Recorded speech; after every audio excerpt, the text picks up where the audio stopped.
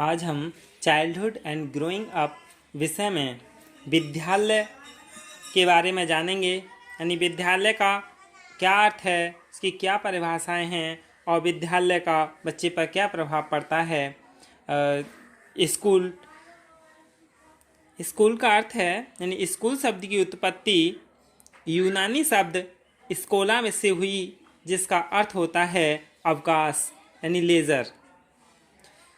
ये तो आश्चर्य की बात है, लेकिन इसके बारे में भी स्पष्ट किया गया है। द डिस्कशन फॉर्म्स और talking shops where the youth of Athens spent their leisure time in sport and exercise in training for war gradually crystallized into schools of philosophy and the higher art.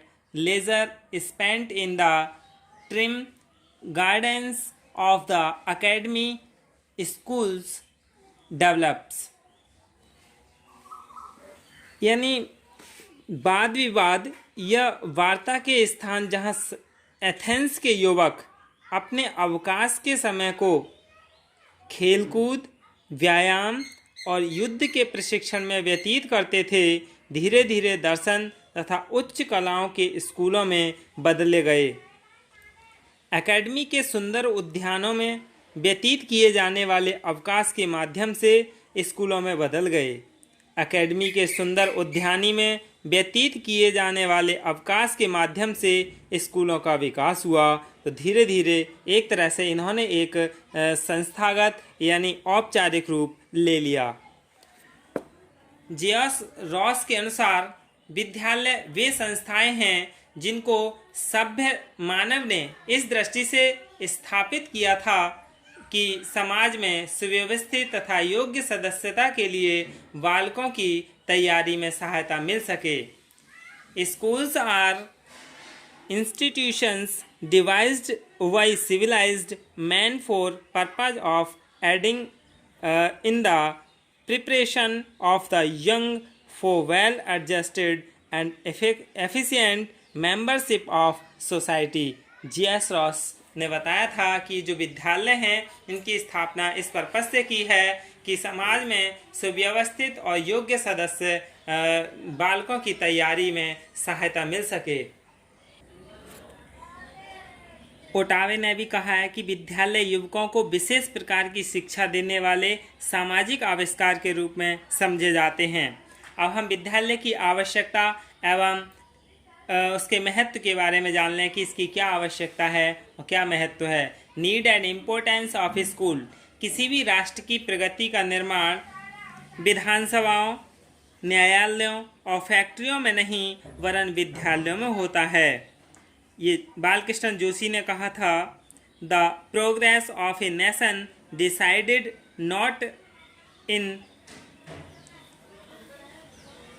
Legislatures, not in courts, not in factories, but in schools. इसके विद्यालय के महत्व भी हैं, यानी इसके महत्व जान लेते हैं। सबसे पहले तो इसका महत्व विशिष्ट वातावरण की व्यवस्था, यानी विद्यालय से विशिष्ट वातावरण का निर्माण होता है, यानी provision of a special environment. यानी विद्यालय सीखने सिखाने का एक विशिष्ट स्थान है। यहाँ पर विद्यार्थियों को ज्ञान प्राप्त करने का एक विशिष्ट वातावरण मिलता है जो अत्यंत सरल एवं व्यवस्थित होता है। निश्चित रूप से शिक्षा के लिए ऐसा वातावरण शिक्षा के किसी अन्य साधन से उपलब्ध नहीं हो सकता।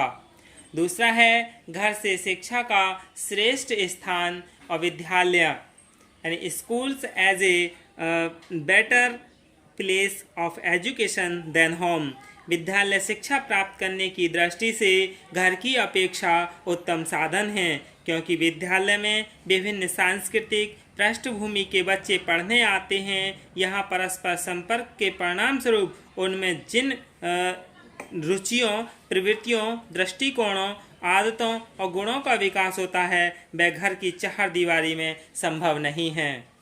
अगला है बहुमुखी सांस्कृतिक चेतना का विकास, डेवलपमेंट ऑफ कल्चरल प्लुरलिज्म। यानी इसमें क्या है, वे छात्र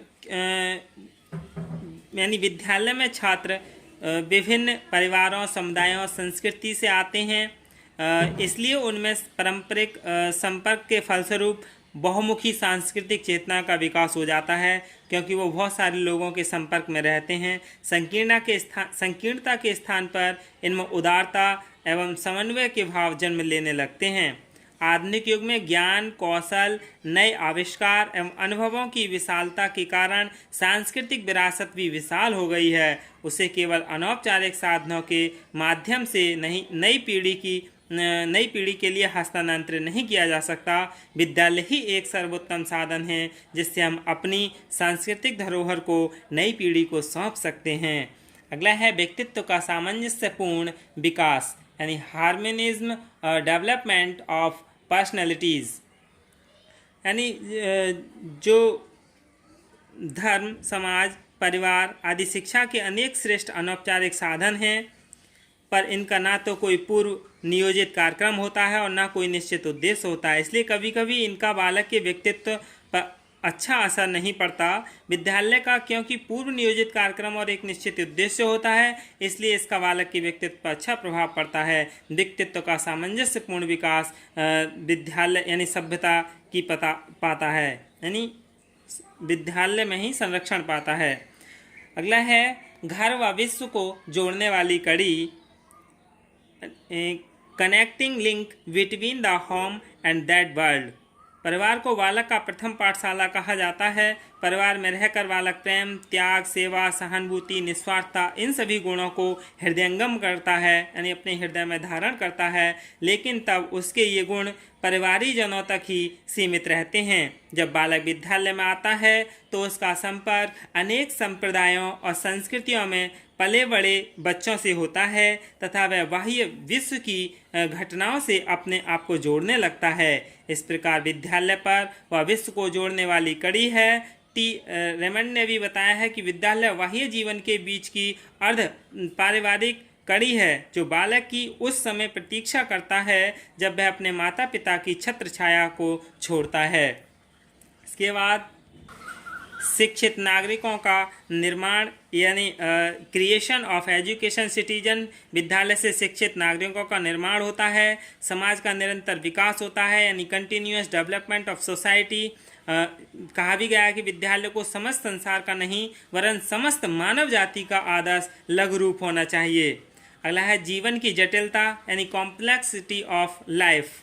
यानी आज का जीवन अत्यधिक जटिल है, आवश्यकताओं की मांग अधिक है, महंगाई अधिक है और इसीलिए आर्थिक क्षेत्र में प्रतिद्वंद्विता का बोलबाला है और मनुष्य का सारा समय संघर्ष करने में ही बीत जाता है। उसे अब इतना समय नहीं है कि वह अपने बच्चों की भी शिक्षा स्वयं ध्यान दे सके, इसलिए बच्चों को शिक्षा देने का उत्तरदायित्व विद्यालय पर आ गया है। अगला है आदर्श व विचारधाराओं का प्रसार, यानी propagation of ideals and ideologies. संसार में विभिन्न प्रकार के राज्य, कई प्रजातांत्रिक, कोई साम्यवादी, कोई फासिस्ट, इस तरह के बहुत सारे हैं। ये सभी राज्य चाहते हैं कि उनके भावी नागरिकों को उनके आदर्शों और विचारधारा को शिक्षा मिले। निश्चित ही इस दिशा में विद्यालय से बढ़कर अन्य कोई उपयुक्त साधन नहीं हो सकता।